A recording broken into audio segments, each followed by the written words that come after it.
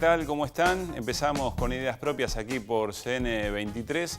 Un programa especial porque, por supuesto, en la Ciudad de Buenos Aires estamos en veda. Tenemos primarias abiertas, simultáneas y obligatorias el próximo domingo. Pero, sin embargo, por supuesto, podemos charlar de política, así lo haremos. Es la esencia de nuestro programa, sobre todo tratar de aportar a la calidad del debate político. Y hoy con muchos temas y muy interesantes. De la semana, sí, pero también estructurales. Vamos a conversar acerca de la decisión de la Corte Suprema de Justicia, dos en realidad. Una tiene que ver con una lista de conjueces que había nombrado el gobierno, que había efectivamente impulsado el gobierno nacional. La Corte Suprema de Justicia decidió no avalar esa lista, pero además ratificó a Ricardo Lorenzetti como presidente de la Corte un tiempo sustancial antes de que efectivamente tenga que asumir la continuidad de ese mandato. Por otra parte, charlaremos sobre la visita de la Presidenta de la Nación a Rusia, que es mucho más que eso, es mucho más que una visita. Tiene que ver con un acuerdo más general, más estructural de este momento de la geopolítica mundial y también de las decisiones del Gobierno Nacional en materia de multilateralismo. Vamos a conversar acerca de la decisión del gobierno de salir a tomar deuda al mercado financiero y una respuesta que sorprende, no sé si al gobierno, pero sí a la mayoría de los analistas. Y lo vamos a analizar a fondo aquí con los muchachos. Y también una decisión en Chile interesantísima para dialogar acerca de la relación de los medios de comunicación y los proyectos de país. Porque el Tribunal de Ética del Colegio de Periodistas de Chile decidió expulsar del Colegio de Periodistas a Agustín Edwards, que es el dueño del grupo de medios El Mercurio, muy importante, muy influyente en la sociedad chilena por sus vínculos con la dictadura y una acusación muy grave de ser partícipe del golpe de Estado contra Salvador Allende. Estos temas y algunos más también, por supuesto, insisto, nuestra esencia, charlar de política durante esta hora que compartimos aquí en CN23. Así arrancamos con Ideas Propias.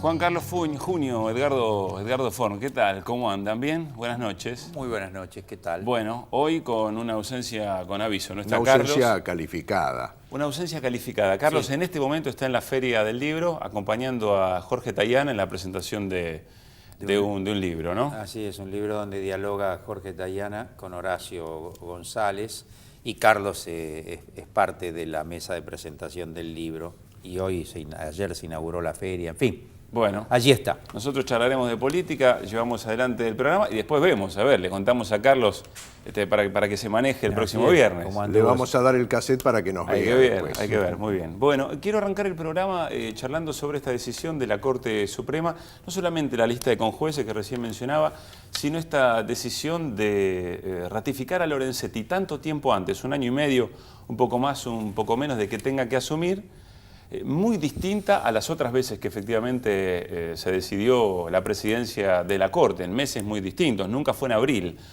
octubre, agosto, noviembre. ¿Le llama la atención esta decisión? ¿Qué es lo que se puede evaluar? ¿Qué se puede analizar? Sí, yo creo que ratifica esta decisión política que la Suprema Corte de Justicia, que obviamente es la cabeza de un poder del Estado y muy particularmente el presidente de la Suprema Corte, tiene una conducta también política, como los otros poderes del Estado y como todo en la sociedad y en la vida. O sea, podría ser el primer político electo en el 2015. Algo así, o autoelecto, porque ahí para ser electo no es como las PASO del domingo, sino que votan 4, ¿no es cierto? Entonces es muy calificado ese voto, se tienen que poner de acuerdo solo 4, lo cual es mucho más fácil que 2 millones. Y lo que creo que importa destacar políticamente es que allí Lorenzetti y los otros supremos toman la decisión de continuidad de este grupo que integra la Suprema Corte de Justicia, intenta eludir la posibilidad de que se amplíe la Suprema Corte como consecuencia de la renuncia de uno de sus miembros.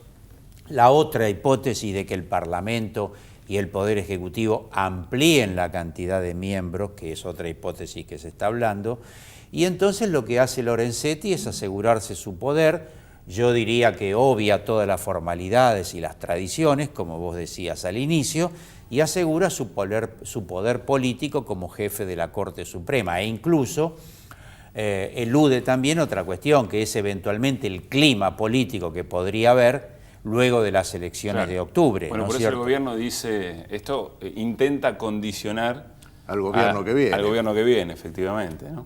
Sí, indudablemente desde el año 1983, cuando asume la presidencia de la Nación el doctor Alfonsín, y desde entonces hasta aquí, no sin tropiezos, hubo un proceso de democratización de la sociedad. Particularmente en el Poder Ejecutivo y el Poder Legislativo, venimos protagonizando sucesivas elecciones, pero el Poder Judicial tiene reminiscencias monárquicas. Por lo menos esta es la sensación que uno tiene como ciudadano. Y esta decisión que se tomó, por la cual se prorroga el mandato del doctor Lorenzetti al frente del Poder Judicial de la Nación, de la Corte Suprema de Justicia, confirma, por un lado, ese carácter cuasi monárquico del Poder Judicial, de sus integrantes, el carácter corporativo, y al mismo tiempo la necesidad de avanzar, y esperemos que cuanto antes lo podamos concretar, en la democratización de ese poder republicano. Es indispensable para democratizar también el conjunto de la sociedad. Sí, pero se me ocurre que tiene que haber una legitimidad que todavía no es tal. Digo, hay un sector de la población que efectivamente pide esto. Recordemos que hubo un intento de reforma judicial que prosperó a medias, por no decir que no prosperó directamente, y bloqueado en el propio, o en este sector del Poder Judicial. Pero ¿dónde están las voces de la oposición y de otros actores y dirigentes políticos que cada vez que se habla de una reelección o de una perpetuidad, una continuidad por lo menos en el mandato, salen a decir que hay una violación de las instituciones, que efectivamente alguien quiere atornillarse en el poder? Sin embargo, pareciera ser otra vara para medir esta situación. Porque no tienen consecuencia con sus posturas políticas e ideológicas, y vos decís bien, tienen dos varas, dos raseros, y eso es claramente descalificante. No se puede tener dos varas para medir el mismo fenómeno político, fenómenos políticos similares. Y son tan críticos de las supuestas desprolijidades y metodologías del Poder Ejecutivo, y en cambio por las mismas cuestiones del Poder Judicial con el que se sienten más identificados, creo que por las razones que explicaba Edgardo, entonces actúan con una enorme incoherencia política, y también creo que están montados en que en la sociedad el tema del Poder Judicial todavía es una cosa insondable, es una cosa oscura, es una cosa con un ritualismo al que yo diría al ciudadano, la ciudadana común le cuesta tener una opinión ponderada. Sobre todo lo que decías antes, me parece, Juan Carlos, aquello de que desde el Poder Judicial se hace política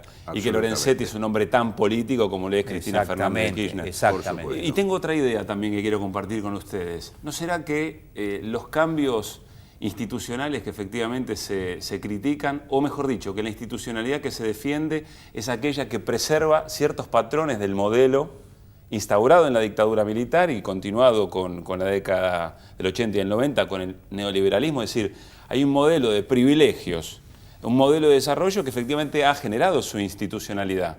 Quizá la institucionalidad que se defiende es aquella que preserva esos privilegios y esos lugares de poder. Sí, por eso tal vez no se discuta mucho este tema, ¿no? Porque nadie salió a decir nada. A mí me sorprendió la poca reacción. Creo que lo escuché a Aníbal Fernández, claro, el jefe de decir gabinete, algo contundente o esta mañana o la mañana de ayer. Yo voy a doblar un poquito la apuesta. Yo creo que a esta altura de la vigencia, por supuesto, que celebramos de la democracia ya más de 31 años, no vendría nada mal a esta altura del siglo XXI pensar con tiempo y con una activa participación de la ciudadanía argentina en una reforma constitucional.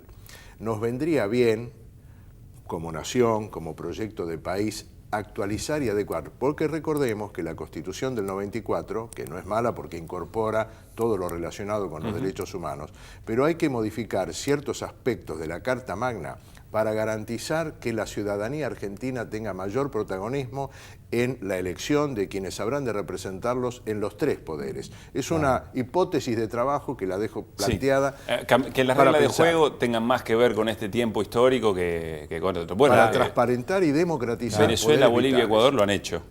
Así es. Acá el Poder Judicial, a excepción de los otros, a diferencia de los otros 2 poderes del Estado, que son democráticos en el sentido que los elige la ciudadanía, y consecuentemente cada determinado periodo, por ejemplo, cada 2 años, hay que someterse al veredicto de la ciudadanía, y eso inevitablemente condiciona muchísimo la actuación política de los que están involucrados. En cambio acá hay una cosa, como decía al inicio Edgardo, que puede parecer peyorativa, pero sin embargo en su esencia está bien. Hay un rasgo monárquico, o sea, hay un rasgo autoritario y monárquico, y está ligado también todo eso, coincido con lo que decía vos, el Poder Judicial expresa siempre, no solamente ahora, a los poderes fácticos, económicos, estructurales del país, fundamentalmente a los poderes que quieren conservar, o sea, a los conservadores, la situación establecida. Un dato solamente. Sí, Edgardo.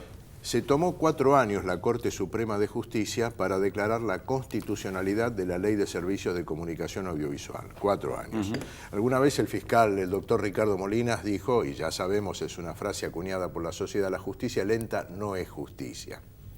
Nos vamos a meter en otro de los temas centrales del programa de hoy. Tiene que ver con la visita de la Presidenta de la Nación a Rusia, la firma de acuerdos muy importantes. Este clip, este informe presenta el tema y ya lo traemos a la mesa. Nosotros vinimos a la Federación Rusa con la expectativa de llevar adelante un plan de inversiones que complementen la cooperación económica entre ambos países, pero también aprovechando los 130 años de relaciones que hay entre nuestras 2 naciones, entre nuestros 2 pueblos, la de estrechar los vínculos que unen a nuestras naciones, para lo cual vamos a desarrollar durante todo este año distintos tipos de acuerdos que van desde expresiones culturales hasta acuerdos en el área de nucleares, espaciales, económicos, de desarrollos en el área de producción de energía, alimentos. Hubo una concurrencia muy nutrida, aproximadamente 500 empresarios rusos, muchos empresarios argentinos que acompañaron también este viaje. Algunos de ellos ya tienen negocios recíprocamente, algunos empresarios argentinos que operan en Rusia o en asociación con empresas rusas en Argentina, empresas rusas que ya trabajan en el país. Algo tan importante como es la construcción de la represa Chihuidos 1 se ha firmado aquí en forma conjunta entre funcionarios del Estado ruso, funcionarios del Estado argentino y el titular de la UTE Argentina, de la empresa argentina que va a participar en la construcción de esta represa. Rusia está apoyando el deseo de Argentina seguir resolviendo el problema de Islas Malvinas. Quería agradecer a señora Kirchner y a nuestros colegas de Argentina por este diálogo muy fructífero y activo. Y hemos acordado que vamos a celebrar consultas dedicadas al uso de las divisas nacionales en nuestro comercio y nuestros pagos entre los 2 estados y nuestros socios comerciales. Gracias por su atención. Iba muy rápido el presidente ruso para el traductor, que bajó varios kilos en esa traducción. Pero sí, tengo la sensación de que si nos quedáramos solamente con la visita de la presidenta a Rusia e hiciéramos una descripción de todo lo firmado, el cuadro seguiría siendo corto. Pienso si esto no hay que analizarlo con la visita previa del presidente ruso a la región, también del presidente chino de la reunión de los BRICS y también de la visita a China de la presidenta de la Nación. Pero ¿qué importancia le dan a esto que ha ocurrido esta semana? Sí, como allí dice el graf acuerdos estratégicos, creo que la palabra estratégico nos tiene que guiar. En realidad hay un cambio político en la Argentina y yo diría en una gran parte de nuestro continente, como parte de los cambios mundiales. Hay un cambio estratégico, o sea, hay un cambio en las grandes alianzas que implican luego un camino de negocios comerciales, un camino de intercambios culturales, de intercambios por ejemplo, mineros, militares, en fin. Hay entonces un cambio que nos vamos saliendo de lo que fue la marca central del siglo XX para los países del continente, que eran las relaciones con Estados Unidos, primero con Inglaterra en la primera mitad del siglo y después con Estados Unidos, o sea, con las principales potencias capitalistas occidentales, y luego de la creación de los BRICS, como consecuencia del cambio que hubo en el mundo por la caída, a su vez, del campo socialista, hay un campo de alianzas que la Argentina va afirmando con China y con Rusia fundamentalmente, y a la inversa, por supuesto, los chinos y los rusos con nuestro país, pero también con Brasil, con Ecuador, con Bolivia, con el continente, que va colocando entonces el norte de nuestras relaciones en ese sentido y en esa dirección. Por lo tanto, el viaje de nuestra presidenta no es solamente para establecer acuerdos comerciales y de otro tipo, sino para firmar esa avenida que rompe con la estrategia argentina durante casi todo el siglo XX. Es decir, leerlo en términos de hicimos buen o mal negocio sería un error, es mucho más complejo. Por más supuesto, complejo, eso sería una lectura muy limitada de este viaje y de sus resultados y de los acuerdos, porque como dice Juan Carlos, por un lado, con un criterio soberano de autonomía en las decisiones políticas, la Argentina ha avanzado en la integración de la región latinoamericana, que es nuestro lugar de pertenencia por definición geográfica, histórica, hasta idiomática. Claro, hay una etapa anterior de construcción local o regional, Claro, que posibilita también este tipo de acuerdos. Exactamente. Y después Interesante con esa idea. absoluta actitud soberana, la Argentina se inserta en el mundo, lo cual contradice aquello que según algunos la Argentina se cayó del planeta o tiene que retomar los vínculos con el mundo. Esto es una parte importantísima del mundo, son los BRICS, en este caso Rusia con todo su desarrollo tecnológico, industrial, en fin, todo aquello que además es complementario con lo que desarrolla la economía argentina. Allí necesitan alimentos, nosotros somos extraordinarios proveedores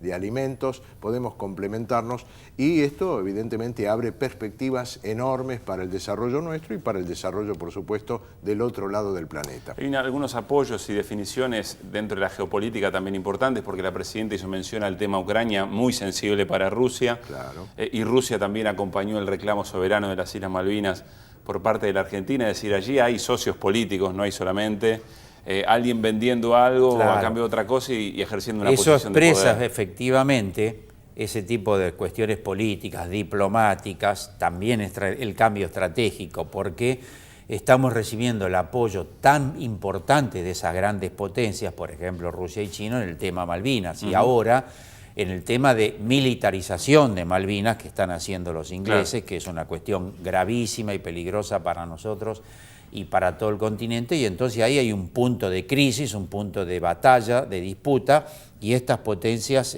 nos ayudan. También se establecieron acuerdos militares, acuerdos culturales, acuerdos de turismo, acuerdos de exploración minera, de forma tal que va más allá de son muy chigüidos, vastos. que por supuesto es una cuestión estratégica, más allá de la energía atómica, en fin.